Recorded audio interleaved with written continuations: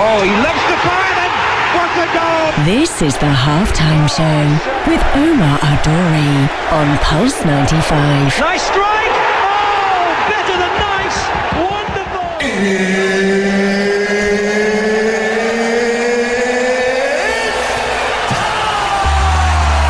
It sure is that time. And you know what time is? It's the halftime show with Omar Duri. I'm your host, covering everything sport, international and local. What a show we have for you today. Don't go anywhere for the next hour. Mo, don't call me for the next hour because we're going to be here live with Matt Marney. If you do remember, he came on the show once before, a very different episode at the time. But since then, we've been up to quite a bit, me and Matt. So I wanted to kind of share that with you. We're doing meditation with Matt Marney. And not only that, on the halftime show, we do bring the best in the business. And this is going to be on point because Matt Marney is an educator, a coach, and a practitioner who I've learned a lot from. And I've had the pleasure of calling him my friend. Today's show, we are talking about meditation, its value, and how we can take that into 2022 and make it a regular practice. What does it do for our mental health, mental fitness, and how small steps can make a big difference? Stay tuned for more on the only place to be at 3, the halftime show on Pulse 95. Let's do this. Oh, he loves the fire then. What a goal! This is the halftime show with Omar Adori on Pulse 95. Nice strike! Oh, better than nice! Wonderful!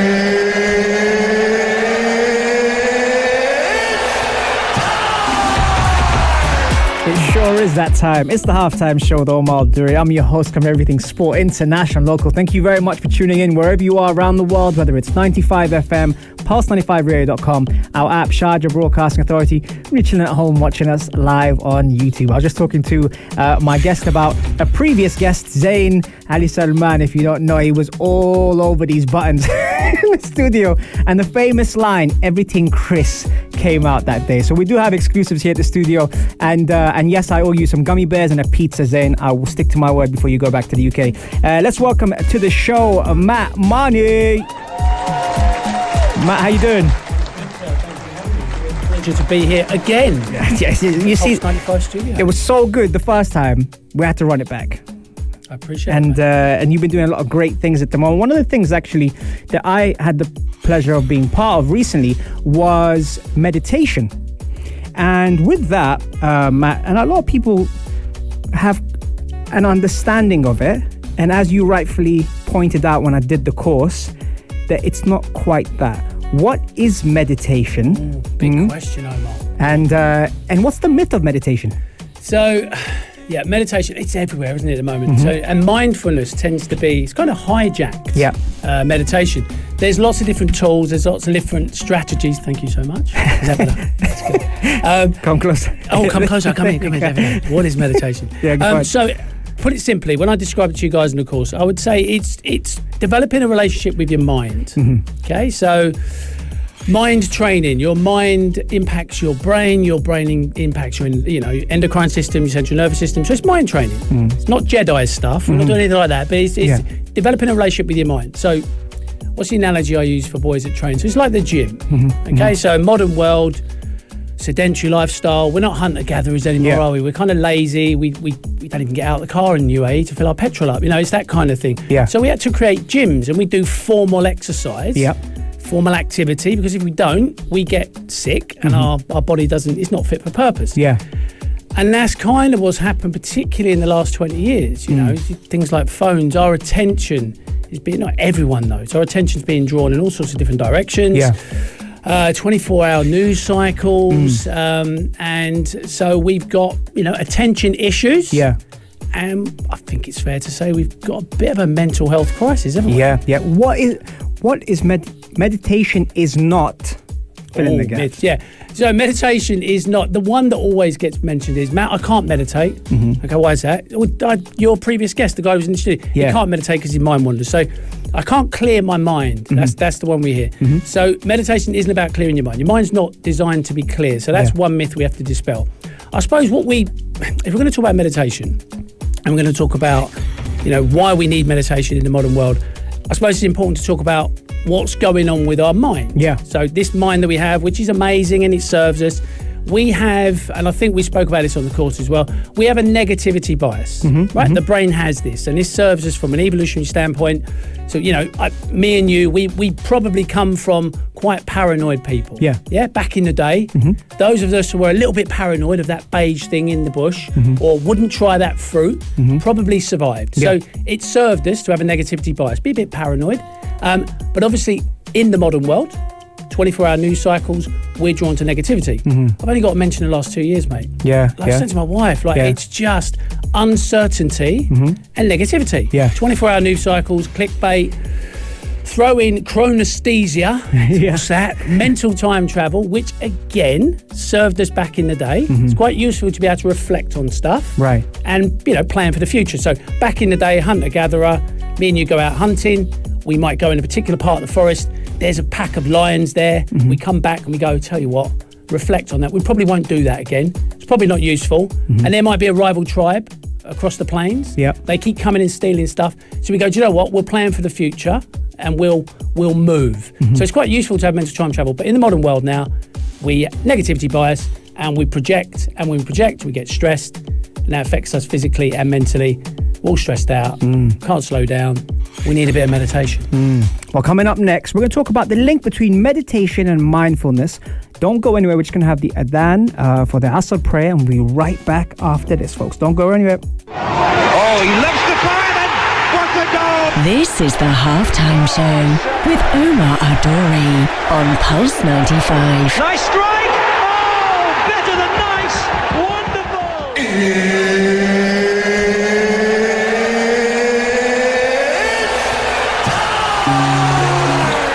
Sure is that time. It's the Halftime Show with Omar Duri. If you were wondering, how do I catch the first segment of this wicked show with Matt Marney? Don't worry, you can catch all of our podcasts on Apple, Spotify, SoundCloud, or if you prefer a visual, head over to the YouTube channel and check out Pulse 95 Radio.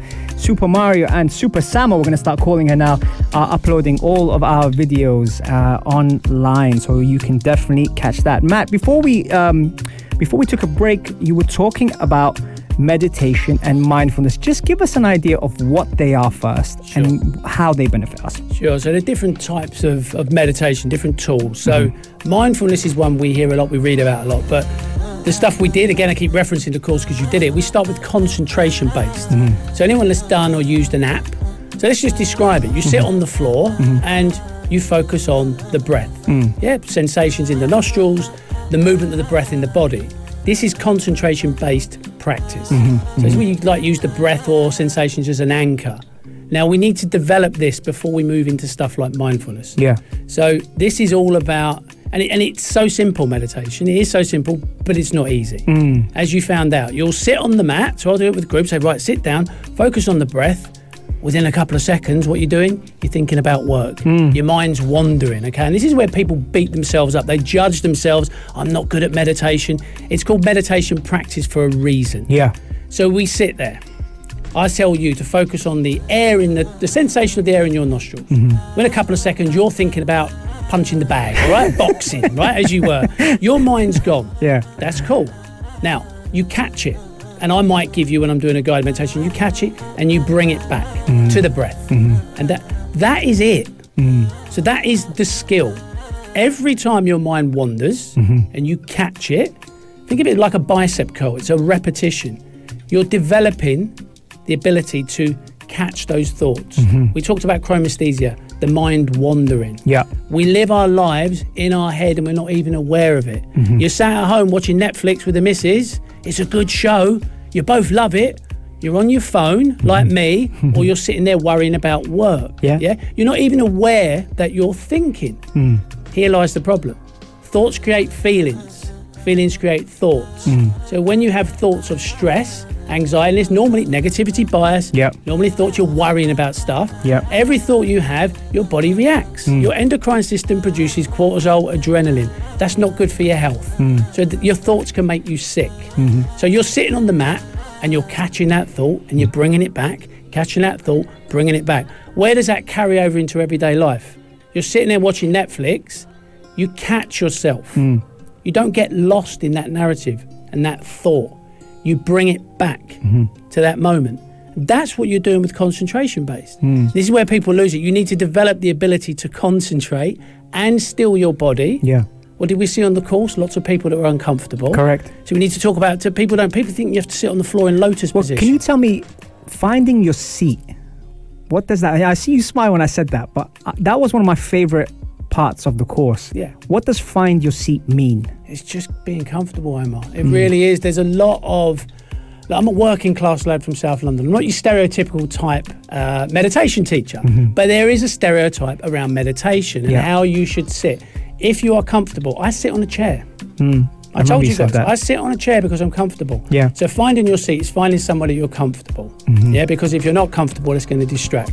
So you find somewhere that you're comfortable, so you can settle your body, and then you can go and start training the mind. You know, and that's what finding your seat is. It's finding somewhere you're comfortable to sit. I like that. And the connection between meditation and mindfulness.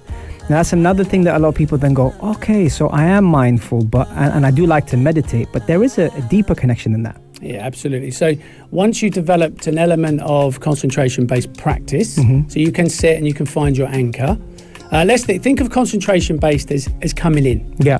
Interoception, in. Mindfulness is out, if you think of it like that. So mindfulness is actually being in the present moment. Yeah. What's going on in the present moment? So when we use the sound meditation, you guys were told, I told you to imagine you like this microphone to pick up sounds, different sounds. What's going on in the present moment? Different sensations in the body. Okay. Until you have the ability to concentrate. If you can't concentrate on the air in your nostrils with an anchor, you've got no chance with the world. And what happens? You're off again. You're caught in thought. And most people, until they sit down and they try to meditate, they have no idea of this thought stream that's going on, this chronesthesia. Worrying about the future, projecting about the past, all this kind of stuff. So find your seat, element of concentration based, and then develop mindfulness. Mindfulness is what's going on in the present moment. And then mindfulness will allow you to just understand the subtle ebbs and flows of life, the impermanence of stuff. Did you try turning your radio off in the car? Have you tried that? Yes. Bit disturbing, isn't it? Yeah, you're hearing all sorts of sounds. You do. And what you realise with mindfulness is that there's lots going on. So mindfulness can be used for inquiry. You can really understand what's going on emotionally. But for most people, you can spend years just developing a concentration-based practice. That's where you start. You start there. You enable yourself to settle, be comfortable in your seat, spend 20 minutes focused on the breath, and then you venture out. Fantastic. Okay, we're going to take a quick break. Masoud, I see your questions and I'll be asking them to Matt as soon as we return. And also we're talking about how meditation can help you in 2022. Fantastic. Don't go anywhere. Stay tuned for more on the only place to be at 3, the halftime. Oh, he loves the fire and what a goal! This is the halftime show with Omar Adori on Pulse 95. Nice strike! Oh, better than nice! Wonderful!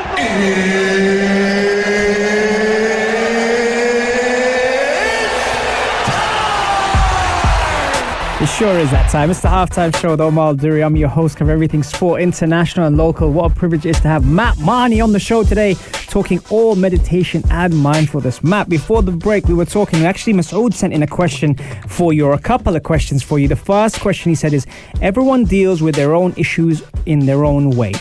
In general, how can a person understand or analyze his or her mental health state, especially the youth who are dealing with their own? That's a big question. That's a complicated question. I mean, one thing I would stress is that meditation is a tool. Yeah. It's just a tool.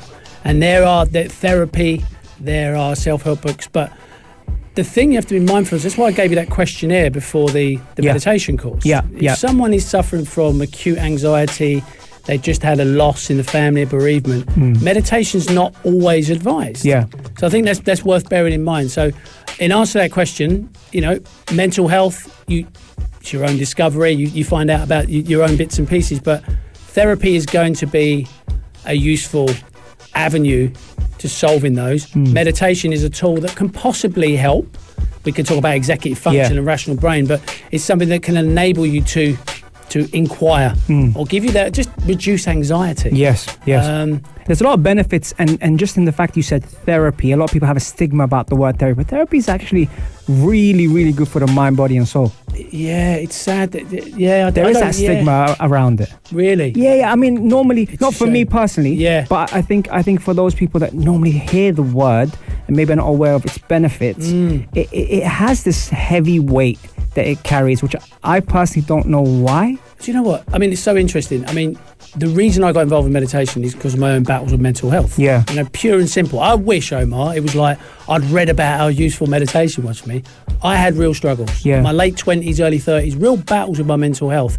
And therapy and meditation and journaling and gratitude lists have all been a part of it. But I cannot recommend therapy more highly. There's a lot of stuff on Instagram, and there are different types of therapy. Yeah. You know, there's CBT, but definitely, I mean, if you want real therapy, there's what you've got called the MBSR, so the mindfulness-based stress reduction course that you can do. Yeah. So this is an 8-week course. I've done an MBSR course. I just did it out of my interest. That's 4 weeks, and that's 2 hours a session. That's normally led by a clinical psychologist. Right.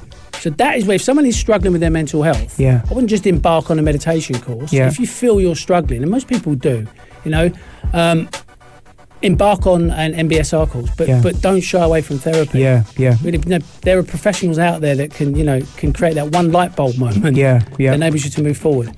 Don't suffer in silence. Absolutely. You know, the biggest killer of adults The silent killer. in the Western world under 45 is suicide. Yeah. It was men. Yeah. It's now men and women. So no, anyone is struggling, it's like, exercise, bottom-up approach, meditation, top-down approach, get that, but source out therapists. Yes. And if you go to a therapist and it doesn't work, you don't just chuck the towel in, find another therapist. Absolutely. Yeah, I'm 100% advocate of therapy. I love that.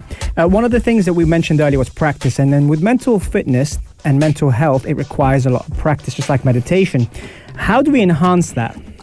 So to enhance our meditation practice, Yes. is to sit and practice. Yes. It's like going to the gym. Yeah. You don't go to the gym and go, I'm going to get in shape, I'm going to build some muscle mass, I'm going to reduce body fat. It takes time. Yeah. You go to the gym, and most people are aware of that, and it's exactly the same with meditation. It's a slow burner. Yeah. You know, this stuff. I think for a lot of people when they start meditating, the biggest challenge is it's stilling the body physically, sitting still, and this is why the seat's so important, and not judging yourself. You know, just learning that the mind will wander. You know, and there's no good or bad meditation. We talked about non-judgmental meditation on the course. Yeah. It's like, it's not a linear curve. Meditation is just an experience. But trust me, and I said to you guys on the course, it is a superpower. Trust me. It seeps into your life, and there are structural changes in the brain. Right, we're going to get to neuroscience, but when you live in a state of fight or flight, chronesthesia, all you do is sit there and worry about work. It's a constant. Yeah. Thoughts create feelings. Feelings create thoughts. Joe Dispenza talks about this. Yeah. So you create these chemicals in the body gets addicted to them. It dictates your reactions to life. You're just an angry, unhappy person. Right?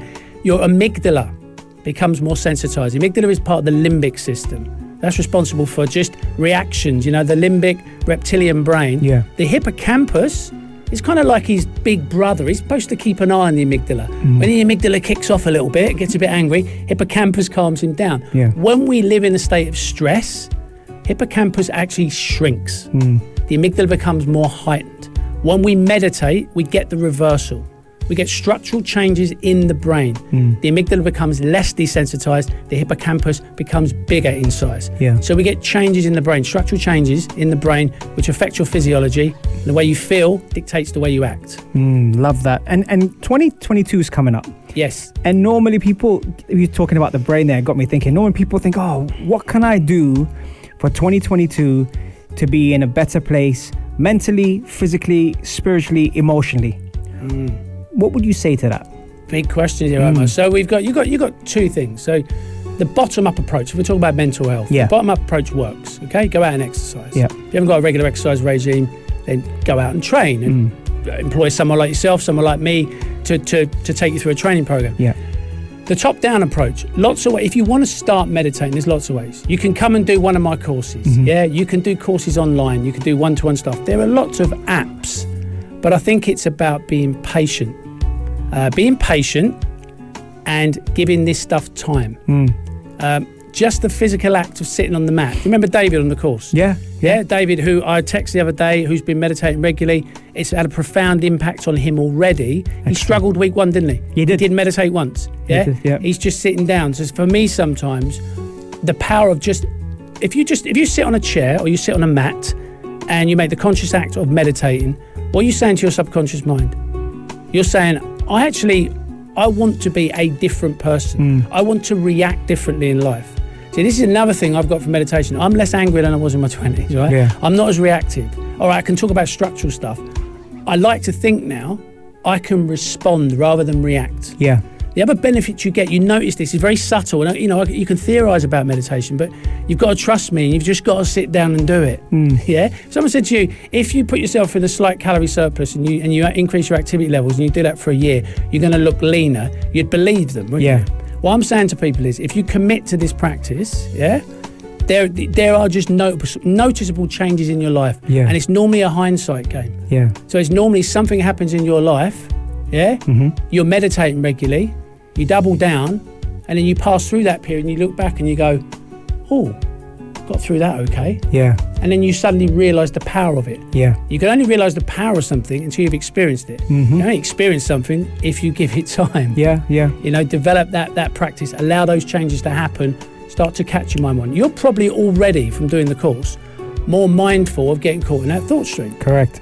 Worrying about work, worrying about this, worrying about that. Sit down on the mat, spend a moment, recenter yourself.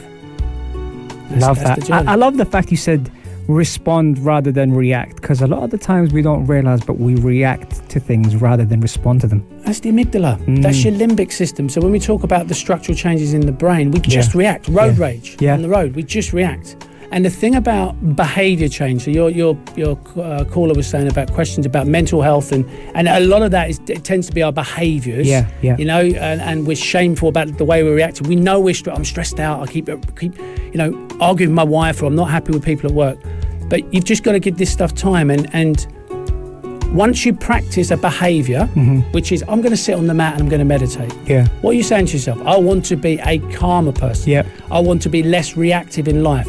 Yeah. Once you do that, and then you make the conscious act of doing it once, you do it a second time, belief systems change around who you are. And that's what this stuff's about. I mean, meditation is a journey. Your concentration based is one thing. Learn to sit on the mat for 20 minutes and focus on your breath. Yeah. And do that regularly. Once you're there, then you might take it outwards to some mindfulness. Then you may go on retreats. Then you may start to look into those inquiry aspects to meditation. Yeah. I can sit down now, and when I meditate, I kind of get an insight into what's going on. I sat down this morning doing my meditation. Bing, there it was. Pang of anxiety in my belly. Why is that? So I'm going to a radio station this afternoon to talk to Omar Aduri. He's a lovely fella.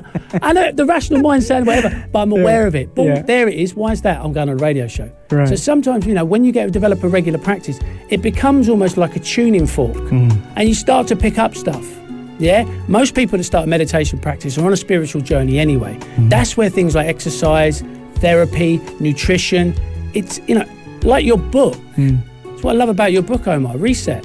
That's what it's about. It's a holistic approach. One thing doesn't fix all. Yeah, absolutely, man. Wow, what a segment. Love that. So that's my favorite segment so far. We'll take a quick break. We're going to play some Ludo, Minx and Sion, and we'll be right back after this. You don't want to go anywhere. Stay tuned, folks. Oh, he loves to fire, and what a goal! This is the Halftime Show with Omar Adori on Pulse 95. Nice strike! Oh, better than nice! Wonderful! Let's get ready to rumble! Yes, we are back and we are live on Pulse 95 Radio. Shout out to everyone who's tuning in. Thank you so much for all your comments and your questions and keeping me entertained during the break. Matt Marney's on the show today, and we're doing great things. If you're just tuning in, we spoke about meditation, mindfulness, mental fitness. God, we went into a lot of things. Matt, you had a question actually during the break, and I wanted to ask this to you. He was saying, what is reset according to you, and when did you realize that you have to change and reset your mindset and environment? So for me personally, late 20s, and I'm talking 2 or 3 years of struggles with my mental health. I'm talking dark places, Omar. I'm talking panic attacks. I'm working in the industry. Yeah. I'm trying to teach Pilates classes, having a panic attack. Not easy, my friend. But that was literally it. So, and friends of mine meditated. I worked in a yoga studio, and I just finally bit the bullet. I'd got sick and tired of being sick and tired. I was like, this can't keep happening. Thoughts create feelings, feelings create thoughts. Yeah. Yeah. If I haven't got any control over my mind had turned on me. Projecting about the future, comparing despair, relationship stuff, all this stuff. So I sat on my seat, and I practiced meditation, and I did it daily. Wow. And guess what? Stopped having panic attacks. And guess what? I got through tough periods in my life. The proof's in the pudding. Yeah. So, everyone's rock bottom reset moment is different. Yeah. Some people never make changes in their life. A lot of people never start a meditation practice, but yet so many people are interested in doing meditation because it'd be good for me. I think meditation would be good for me. The only way you're going to find out if it's good for you is do it. Yeah. Trust me, guys. Yeah. It's a superpower, but like anything, it requires work. You got to sit on your seat every day and commit to the practice. Tell me more about those benefits, actually. Huge amount. So I suppose if we talk about concentration based, so you're sitting there, every time you catch a thought, you catch it, you bring it back. Catch it, bring it back. You are developing the skill of not getting lost in thought. That's going to help you from a physiological standpoint. Yeah. You're not going to get lost in those fight or flight thoughts. It's going to help you.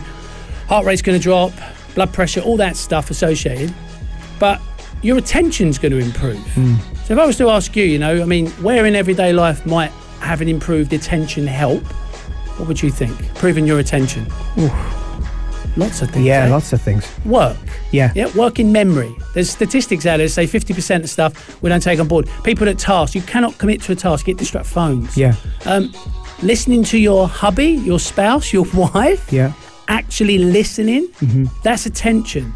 And we've got an attention crisis at the moment. Correct. Because of phones and 24-hour news cycles, and we're all over the shop. So there's a huge benefit. Obviously, all the physiological benefit. I talked about the amygdala, talked about the hippocampus.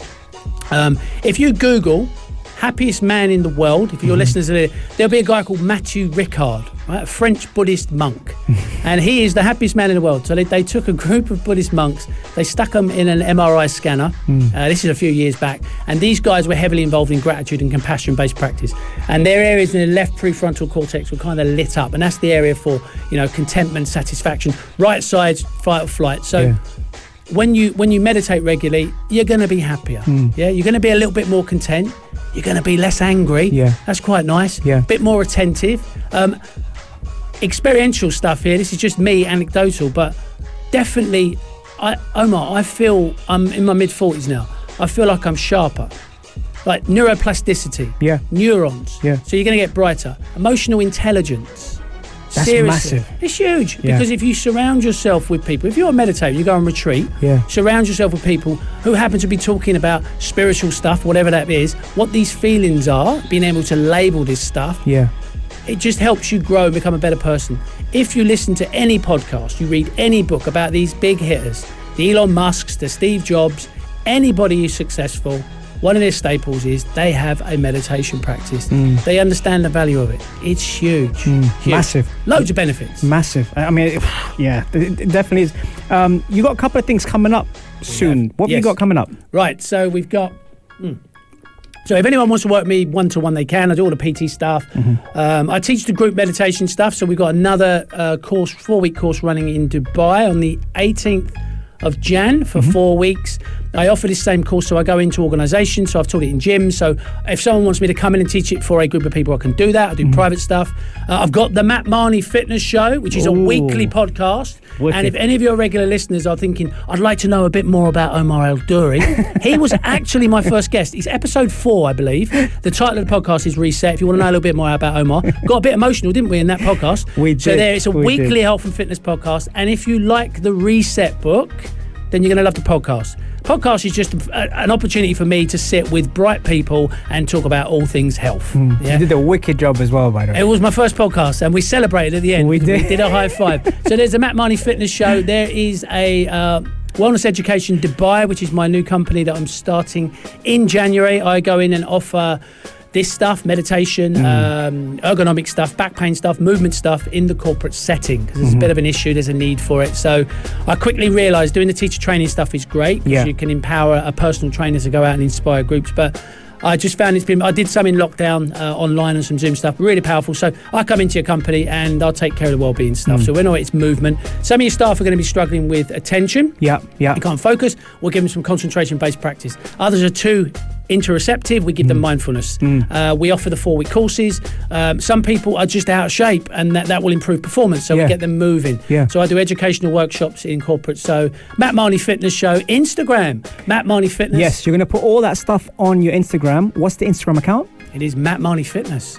Fantastic. There you go. And there you have it. And that is full-time on the Halftime Show. Thank you so much for tuning in. Matt, you were, again, fantastic, man. We got to do the hat-trick in 2022. Thank you, sir. That was brilliant. And if you do like the show, guys, please do check out our Pulse 95 Radio YouTube channel. You can see Matt on there, thanks to Sama and Super Mario, who put all the videos up there, all the podcasts, Apple, Spotify, SoundCloud. And that is a wrap for today. Remember, you catch me every Monday, Wednesday, and Saturday, same time, same place, on the only place to be at 3, the Halftime Show on Pulse 95. If you liked this episode of The Halftime Show, drop a like and subscribe. 95. Be sure to follow us on Instagram for all our daily updates and top stories.